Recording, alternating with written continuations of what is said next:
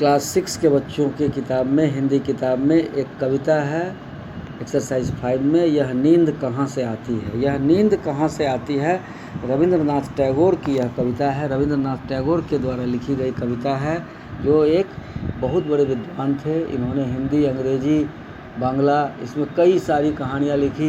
इन्हें गीतांजलि के लिए नोबेल पुरस्कार भी दिया गया है। यह कविता जो है नींद और स्वप्न के बारे में अपने मौलिक अनुभवों को प्रस्तुत करने की ओर प्रेरित करता है कि व्यक्ति जो सोता है, जब वह सोता है अपने आराम के फुर्सत के क्षणों में, जब वह जाता है और जब वह नींद के आगोश में चला जाता है तो वह कहाँ चला जाता है। जब व्यक्ति बाल्यकाल में रहता है, बच्चे की स्थिति, बच्चा जब वह कोई व्यक्ति जब बच्चा रहता है तब वह उस सोया रहता है तो उसकी नींद कहाँ से आती है, यह नींद कहाँ चली जाती है, यह व्यक्ति के मन को बड़ा उद्वेलित करती है कि व्यक्ति के जीवन में यह नींद कहाँ से आती है। यह मौलिक है, यह व्यक्ति के अपने सोच पर आधारित है। यह आँखों में, बच्चों की आँखों में आती है तो बच्चे सो जाते हैं। अब आप किसी बच्चे को सोए हुए स्थिति में देखिएगा तो वह कभी कभी आपके उसके होंठ फड़कते हुए मिलेंगे, मुस्कुराते हुए मिलेंगे। तो यह कहाँ से आती है, कैसे आती है। कहते हैं लोग कि यह दुनिया जो है वह परियों की दुनिया है।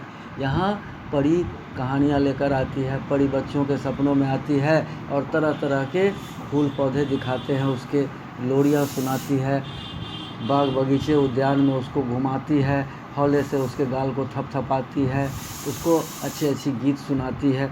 इस तरह से जुगनू कहती सुनती है दुनिया वह है परियों की दुनिया, जुगनू चमके बन छाया में दो वहाँ मोहनी कलिया।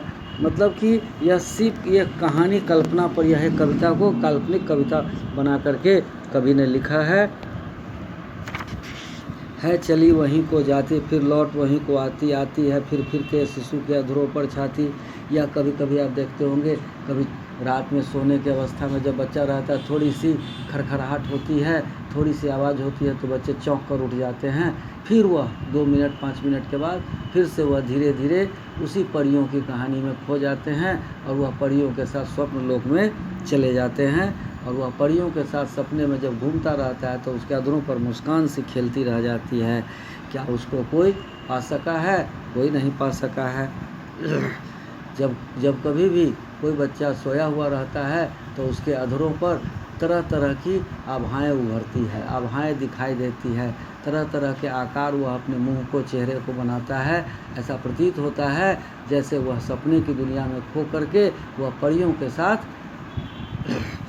खेल में मगन हो या कहीं लीला कर रहा हो। जैसे भगवान कृष्ण लीला करते थे वैसे ही कहीं वह परियों के साथ बच्चे लीला तो नहीं कर रहे हैं। इस तरह से कवि रविंद्रनाथ टैगोर ने यह कविता को बड़े ही मार्मिक अंदाज में लिखा है।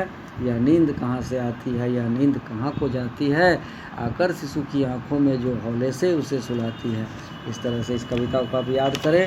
और इसके बाद इस कविता में जो प्रश्नोत्तर हैं ये सारे लिखा दिए गए हुए हैं।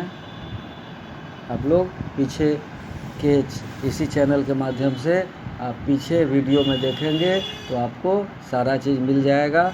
और अगर नहीं मिलता है आपको तो आप मैसेज करेंगे तो फिर मैं आपको दोबारा से इसे लिखा दूँगा।